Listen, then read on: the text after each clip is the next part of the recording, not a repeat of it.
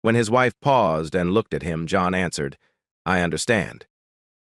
John thought he had been saying "I understand" a lot these days, and he was getting tired of saying those words. He wondered how he and Diane, his wife, had ever reached this point. They married for over 22 years with two great kids in college. They lived in a wonderful old house Diane had inherited from her grandmother. Together they had updated the home while adding a pool and detached garage. The older home now had the open concept floor plan and a beautifully updated kitchen. He was proud of the home and thought it rivaled anything they had seen on HGTV.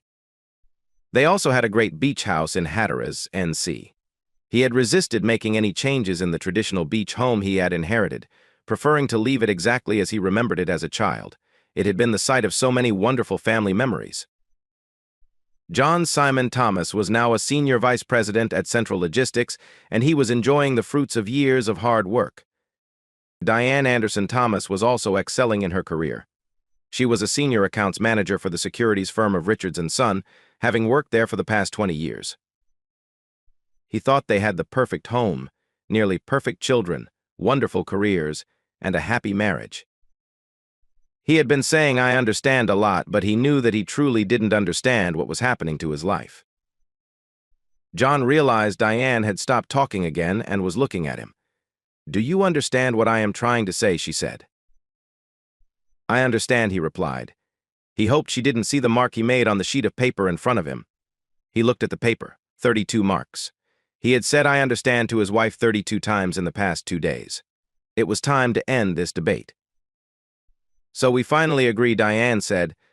"I'm going to go outside our marriage one time to experience." She stopped as she saw John shaking his head. John looked Diane in the eye and replied, "I would never cheat on you, and I will not agree to you cheating on me."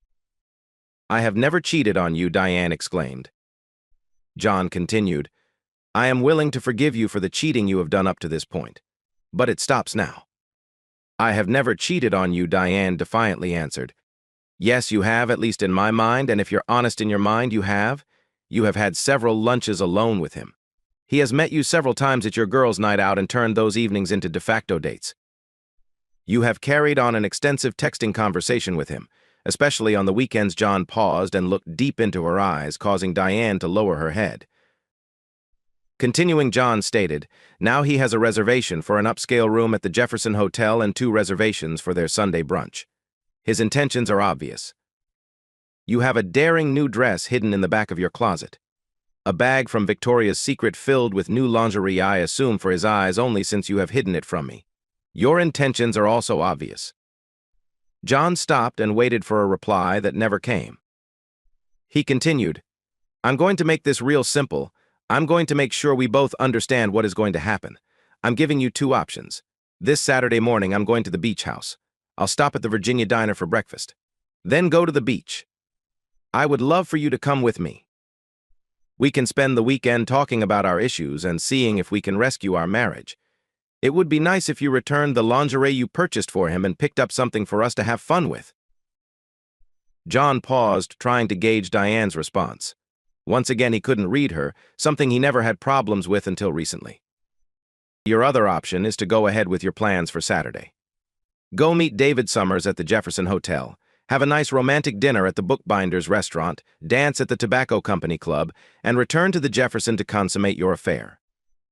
John told Diane, "I need you to look at me." She slowly lifted her head. "You can go ahead with your plans. You will not need my permission, because the moment I back out of our driveway without you Saturday morning, our marriage ends." Diane looked at John dumbfounded. How did he know about their plans for the weekend?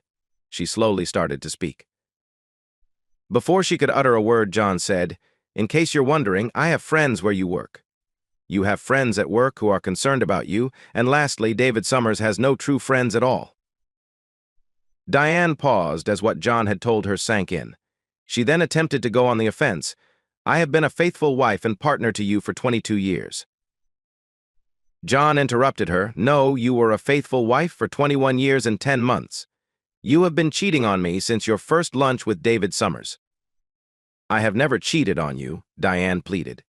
"You have already had sex with him," John started to say. Diane stood up and interrupted him this time. I have never cheated on you. With a sadness that surprised Diane, John continued, Yes, you have. I've seen it in your eyes. The eyes that always locked onto mine as we made love. The eyes that are now closed, the face that turns away from my gaze in bed. How many times have you been with him when we made love? John laughed sadly and said, We used to fantasize about a threesome with another woman or another man. I guess you have been able to live out that fantasy now. You have had a crowded bed for these past few months. Now I'm done talking about this. Do you understand? Diane thought this wasn't going as she had planned. She attempted to regain the upper hand. John, we have a great marriage. I value our relationship and your love more than anything in the world. We have raised 2 wonderful children together. We have great careers, and if we stay the course, we'll be able to retire early and truly enjoy life and each other. I have been faithful to you, and I'm ready to be by your side as a loving wife for the rest of the days of our lives. I will give you all the rest of my days. I just need 1 day for me. And 1 night for him, was John's quick reply. Diane looked down and shook her head. She looked up at John. I could have just gone behind your back. I could have lied to you, but I wanted to be upfront and honest with you. I thought after all these years you would understand. John again quickly responded, I do understand, and as for lying and going behind my back, that is exactly what you have been doing for these past months. You have gone on dates with him disguised as girls' nights out. You have had intimate lunches with him, holding hands and allowing his hands to roam to places on your body only I should have access to.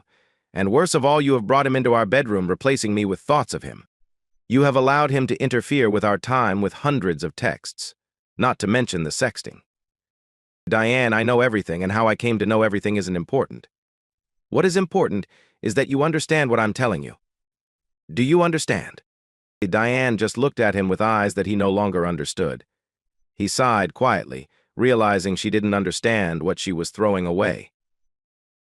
John got up and walked out of the room. He went to their bedroom, brushed his teeth, and attempted to fall asleep, but he knew sleep would be hard to come by that night.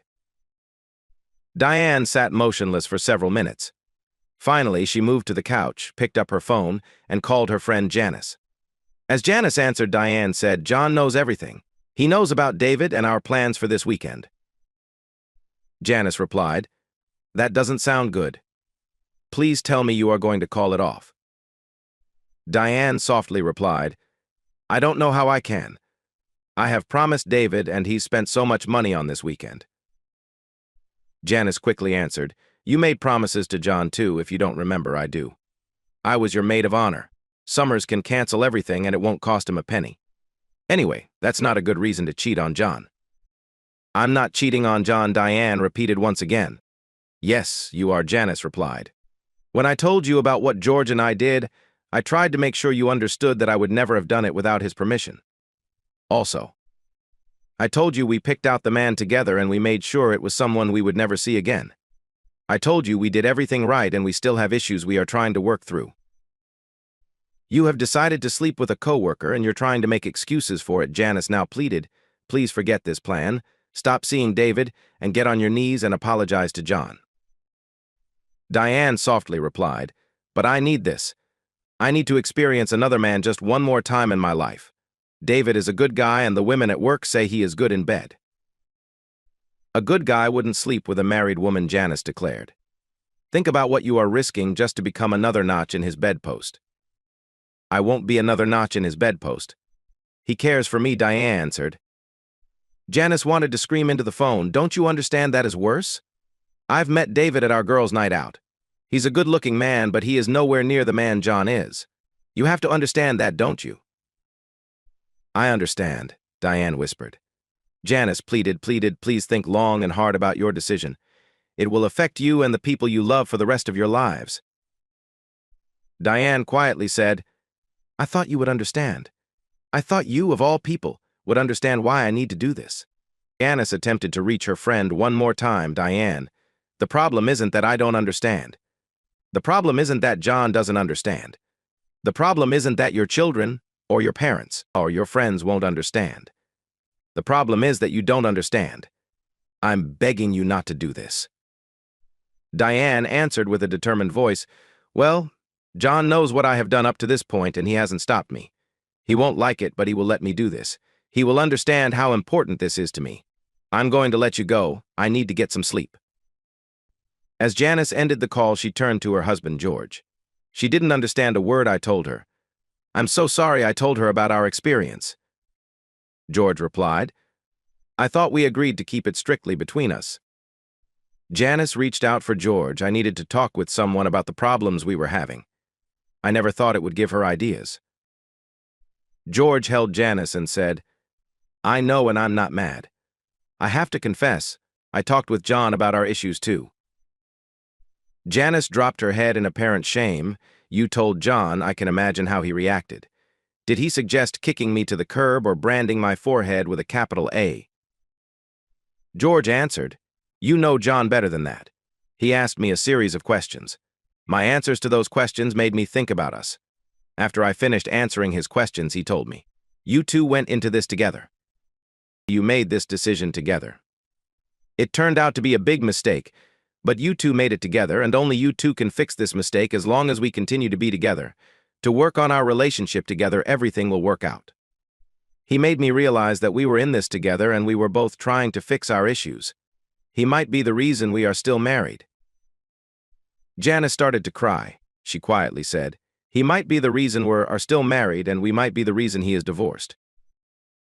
George shook his head as he hugged his wife. "Don't blame yourself if they split up. John is right. If they don't work through this together, they don't have a chance." Diane slipped into bed and realized John was still awake. He turned his back to her, and both of them moved to the opposite edges of the bed. They were 2 feet apart, but the distance seemed to be measurable in miles. They rose with the alarm clock and went through their morning routine without uttering a single word to each other. After Diane had left for work, John relaxed for a moment and checked the list he had in his hands. He would be taking today and Monday off from work. John walked through every room in the house, photographing each room and its contents. He cataloged the contents of each room and noted the items he wanted to keep. He would empty the man cave. Diane hated that room anyway. He copied from the cloud all their wedding and family photos on a thumb drive. He left their wedding photo album on the coffee table, not having the courage to open it himself. The apartments he had looked at were nice, but he knew he would miss this house. He would keep all the wonderful memories, but he would miss being here. He would miss the woman he couldn't stop loving and the life they had built here together. John drove to his appointment with Sandra Lewis, who had come to him highly recommended. The settlement she proposed was straightforward. Diane would get the house and her retirement plan and $401,000. John would keep the beach house and his retirement plan. They would pay off her car and all their credit cards. Part of their investment accounts would be set aside for college tuition and $10,000 for each child as a fund. Then they would split the remaining funds 50/50. John looked up after reviewing the settlement proposal and simply nodded his head. Sandra Lewis said, "We can have her served on Wednesday morning." John once again nodded, stood up, shook her hand, and walked out of the office. Sandra Lewis realized that her client had said very few words to her since he had retained her for his divorce. All their communication had been done by email. She felt the sadness and resignation in him. Sometimes she wondered why she had chosen family law as her specialty. John headed to their bank. He set up a separate checking account, transferring half of the old account into his new account. He emailed the form for direct deposit changes to his company's HR department. Later at home, he would change his direct payment accounts to his new bank account. Next, he went to their investment banker. He confirmed that all accounts and transfers would require both of their signatures. John let him know that his lawyer, Sandra Lewis, would place a freeze on these accounts the day after Diane was served. John hated the looks of pity and concern on the faces of his longtime advisors. He realized they were just the first of their many acquaintances who would have the same look on their faces when the news got out. The thought of having to tell his children about the divorce almost made him sick. Diane tried to avoid David Summers as much as possible at work. At lunchtime, they met at Maria's Cafe, a small restaurant that he liked to call their place. She was quiet and refused to hold his hand. John had known their every move. She couldn't shake the feeling she had felt all day that they were being watched. David Summers was oblivious to Diane's mood. "I'm excited about this weekend. Check-in at the hotel is at 3 p.m. Do you think we could meet a little earlier than we had planned? Maybe we could have some fun in the room before going to dinner. I don't know, was Diane's subdued reply. Back at the office, Diane tried to get some work done, but she kept looking around the office. She realized that at least one person, and most likely several of her coworkers, were acting as spies for John. After a couple of fruitless hours, she closed up for the day and left the office. As Diane walked down the hall, she said hello to the two new interns in her department. She stopped and looked back at the interns. She couldn't miss the distinctive logo of Central Logistics on the hoodie worn by one of them. John had completed all the tasks on his list. It was 2 p.m. and he realized he hadn't eaten all day, so he decided to grab a bite to eat. As he sat down at Maria's cafe, Maria, the owner, came out and greeted him with a hug. John hugged her tight and asked, "How is Ben doing?" Maria smiled. "He is doing great. He made the baseball team as a walk-on. He is so excited. You know, James was a great training partner this winter. Your son made all the difference." "Well, James is excited about having his roommate on the team with him," John replied. Maria sat down with John and said, "They were in here for lunch again today, but all was not well in paradise." Diane was very nervous, and of course, Summers was clueless. "He may be clueless, but he's going to sleep with her this weekend," a dejected John replied. "Don't give up on her yet. She has to be a special woman for you to have been married so long. She will realize her error, and I just pray it is earlier and not later," Maria replied. "Now, Maryland-style crab cakes with broccoli for you." John smiled for the first time that day. "Sounds perfect, and maybe a beer for a change. Surprise me with one of your pale ales." Diane came home early and began to put her backup plan into action. She planned to make John's favorite dinner and then try to talk with him again. It was important for him to agree to her one-time tryst. If not agree to it, she needed him to at least accept her actions. As the crab cakes were baked, she went upstairs and changed her clothes. She wanted to look nice for him, and afterward, she planned on meeting Janice and her other friend Lisa for drinks and one final discussion about her big day on Saturday. She pulled the garment and the Victoria's Secret bags out of her closet and walked out to her car, laying them down carefully in the trunk of her car. She didn't want to embarrass John or herself by taking them out in front of him. John came home at his normal time and was surprised to smell dinner cooking. Diane came into the living room and handed him one of his pale ale beers. "Please take off your coat and tie and have a seat. Dinner will be on the table in a couple of minutes," Diane told him. John smiled at the meal of Maryland-style crab cakes and steamed broccoli she had brought him.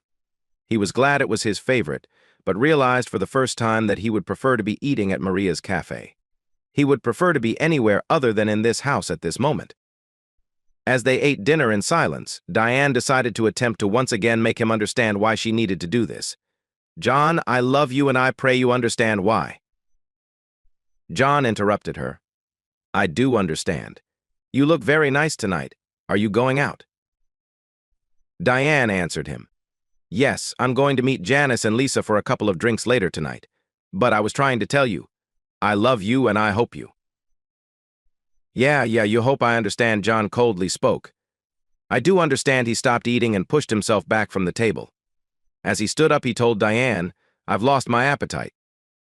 As he walked away, he told her, "You look very nice to him. I guess you couldn't wait until tomorrow. When you see David Summers tonight, tell him to drop dead for me."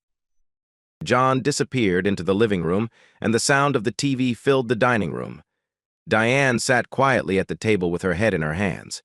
For the first time, she seriously reconsidered her actions. After several minutes, she stood up and cleaned the table. This was not the time to hesitate. She needed to stay true to her feelings. She texted Janice, "Can we meet earlier?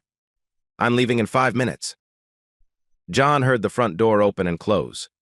He drank his beer and looked at the TV. He realized he had been sitting there for 20 minutes and had no idea what channel he was watching. He felt the sadness pressing on his chest.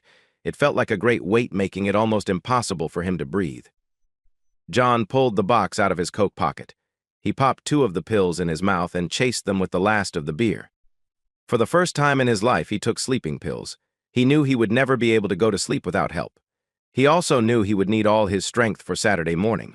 Diane arrived first at the bar and got a table for the 3 of them. As she waited, she noticed the scene at the bar. Men and women were dancing seduction, but to Diane, It seemed like a dance of desperation and loneliness. Was this to be her fate? She was saved from her thoughts by the arrival of her friends. Diane watched her two friends approach her table. She noticed they appeared to be on a mission and braced herself for their onslaught. Lisa sat down and looked at Diane. What the hell do you think you're doing? Are you out of your fucking mind? You are going to cheat on your husband with some piece of shit asshole motherfucker from work? Are you going through menopause or started taking drugs or fell and hit your head? This is the stupidest thing I have ever heard someone doing, and I used to think you were one of the smartest people I knew. If you go through with this, you have to be the dumbest cunt bitch I have ever met. Diane simply answered her friend with, "Good evening to you too, Lisa." "Yes, I'm doing fine. How about you?" Lisa just looked at her friend. Diane could see the anger and hurt in her eyes. Diane turned to Janice. "Your turn." Janice shook her head. "You know where I stand on this adventure of yours." "I would say more, but I'm afraid I wouldn't be as polite as Lisa was." Diane smiled a sad smile. "You think you could cuss better than Lisa?" Janice replied without a smile, "Well, no one can cuss better than Lisa," but she left out the words slut, whore, cheater, adulteress, idiot, and maybe worst of all, disappointment. "But there is one thing I do need to tell you. I think you are planning on making the biggest mistake of your life, but I love you and I will be here to help you no matter what you do." Lisa just shook her head. "Shit, damn, fuck, what you want to do is so wrong and so stupid, but I'll be here for you too. Just to let you know, I will be saying I told you so over and over." Diane hugged her friends and said, "Thank you for your love. I know you can't support what I'm doing, but it is wonderful to know I can count on both of you afterward. You both know I don't do anything halfway. I have committed, and it's time for me to bring this to its natural conclusion." Lisa pleaded softly, "Diane, there is nothing natural about cheating, and being committed to cheating is the opposite of the true meaning of the word commitment." Diane sat quietly for a few minutes, and then stood up and said, "I need to finish my errands for tomorrow. I have a bottle of wine coming. Please stay and drink in memory of me." Diane completed her errands and pulled up to a dark house. She collected her thoughts and then sent Janice a lengthy text message. She knew Janice was angry with her, but also knew her friend would help her. Diane opened the trunk of her car. She realized she couldn't keep her purchases in the car overnight. They would be too cold to wear tomorrow. She would hide them in the hall closet downstairs. Afterward, she slipped into the bed beside John and tried to go to sleep. That night, sleep wouldn't come to Diane. Finally, at 3 a.m., she got out of bed and went downstairs. She saw the wedding album on the coffee table and figured if John could look at their album, she could too. After 2 pages, she closed the album and wept. She had to make him understand. At 5 a.m., she abandoned the idea of sleep and went into the guest bathroom to shower. After showering, she put on some of the lingerie from VS and then opened the garment bag and put on the beautiful item inside it. She pulled out the suitcase she had packed earlier and carried it out to the car. Then she put the Victoria's Secret bag next to the suitcase. She walked into the kitchen and wrote a short note to John. She chuckled to herself. She was leaving him a Dear John letter. She put the note on the coffee maker, turned off the lights, and walked out to the car. She pulled out of the driveway, determined to finish what she had started. John woke and looked at the alarm clock. It was 6:15, and as he turned, he realized he was sleeping alone. The thought occurred to him that she hadn't waited for tonight. He had pushed her to David Summers. The picture of her lying in David Summers' bed struck him to the core. For the first time, he second-guessed himself. Should he have just let her have one night to experience another man? She had promised to be only his after that one night. Had he lost a lifetime of happiness over his ego and pride? As John pondered his plight, he realized he could never love her again if she went to David Summers. He had lived with her putting their children first because that is what a mother is supposed to do, but he could never live with her putting another man before him. They had both earned, over 22 years, the respect and loyalty of the other. She would expect nothing less. He wouldn't accept anything less. He hoped she was in the house. Maybe she had slept in one of the other bedrooms. John checked all the bedrooms and found no sign of her coming home last night. As he walked into the kitchen, he saw the note on the coffee maker. He opened the letter and read the brief note. "Please understand" was all she had written. Falling back into one of the kitchen chairs, John began to cry. He had feared this, but in his heart he had expected her to stay, to forget this crazy idea. to remain his wife. After starting a pot of coffee, he went upstairs. He quickly showered and dressed, then filled a duffel bag with some clothes and went downstairs. John filled his travel mug and then his thermos with coffee and walked to the front door. After taking a long last look at the house that was his home, he turned off the lights and closed the door. The cold morning air hit him as he walked down the steps. He had forgotten to start the car but thought the cold would help wake him up and maybe bring him out of the funk he was feeling. As he walked to his car, he realized it was running. He opened the back door, and as he put his bag in, he saw the suitcase and Victoria's Secret bag in the back seat. He looked into the passenger seat and saw Diane asleep in the car. He softly closed the back door and stopped as he reached for the door handle. He cried tears of joy at the sight of his wife, his love. He knew now that they had a chance. John took a deep breath and opened his car door. As he sat in the car, Diane stirred and looked at John. "Good morning," she softly whispered as she wiped her eyes. "Good morning," John answered. After a short pause, he asked, "How long have you been out here?" Diane looked at the car clock and replied, "About 2 hours. I couldn't sleep and then I was worried you would leave without me, so I decided to wait in the car. I filled the car up and got us a dozen Krispy Kreme donuts for the trip." John opened the donut box and said, "There are only 7 donuts in here." Diane was finally awake and replied, "The dozen were for both of us, and I have already had mine." Smiling, John grabbed one of the donuts and let it melt in his mouth. He told her, "This will hold me over until we have breakfast at the Virginia diner. How do their country ham and creamed biscuits sound to you?" Diane shook her head. "I'm not dressed to go in the Virginia diner." John was confused. "Diane, the Virginia diner doesn't have a dress code. You can wear just about anything in there." Diane smiled. "I know you can wear just about anything, but you can't wear just about nothing." As she finished speaking, she opened her coat to show John the purple lingerie set. "Well, that is just about nothing," John agreed. "Is that a new winter coat, too?" Diane replied, "Yes, I exchanged that dress for this great coat. In case you didn't check the Victoria's Secret bag, I returned the other lingerie and purchased these items just for you." Diane put her hand on his chin and lifted his head to look into her eyes. "This outfit and the body under it is for your eyes, and your eyes only for all the days and nights of our lives." After a short pause, she continued, "I'm sorry for the hell I have put you through these past months. You were right about just about everything. There were only 2 things you were wrong about. Last night I dressed for you and no one else, and I did meet Janice and Lisa. The second thing you were wrong about was me having sex with David. David never entered our bedroom. I didn't close my eyes to think about him, but I couldn't look you in the eyes because I was so ashamed of what I wanted to do. I'm embarrassed to admit the shame I felt didn't stop me from planning to be with someone else." She looked at him and quietly said, "I do truly understand now." He kissed her and put the car in gear. There would be much to talk about, a lot of work ahead of them to repair their marriage, but his heart leaped with joy as he realized she did finally understand. As John passed the Virginia diner on Route 460, he looked over at Diane. She had fallen back asleep shortly after they reached the highway. He hoped he would have to spend all day Monday undoing what he had done on Friday. They would have much to talk about, and he realized that any honest conversation would have to include his confession. John remembered back to that evening 7 years ago. He was in San Francisco at the quarterly corporate meeting. At the time, he was a division head, and his gamble had paid off tremendously for his company. Foreign companies were buying up their American competitors, but John had seen an opportunity. He championed the idea of buying an Italian company with great engineers but severe cash problems. His mentor, the CEO, had okayed the purchase, and it was a great success. The purchase brought in several teams of experienced engineers in the product field they were having difficulty entering. A large plus was the access this company gave the rest of the corporation to the European market and the Italian company's established presence in the Chinese market. The deal would end up being worth billions. It was the crowning achievement of the CEO's career and put John on the corporate fast track.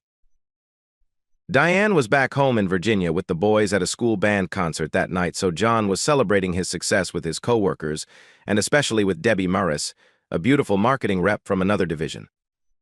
Debbie and he had a long-term, friendly, flirting type of business relationship. He had drunk just enough to lower his inhibitions, but not enough to lower his libido. They danced much closer than a married man should with someone other than his wife. She pressed her sex into his leg and rubbed his erection through his pants. When she put her panties in his open hand, they headed up to her room. In the elevator, they kissed and groped at each other. He freed her breasts as the elevator door opened, and they quickly walked to her room. Debbie tossed him her blouse and bra just before opening the door to her room. He watched as she unzipped her skirt and stood nude in the open doorway, reaching for his hand. But John couldn't move. He realized it was physically impossible for him to enter that room. He knew his erection had left him. For the first time in a few hours, he thought of his wife and the wonderful family he had at home. He looked at the beautiful Debbie Maris and couldn't think of a single reason to go into her room. He backed up 2 steps and then ran, literally, back to the elevator.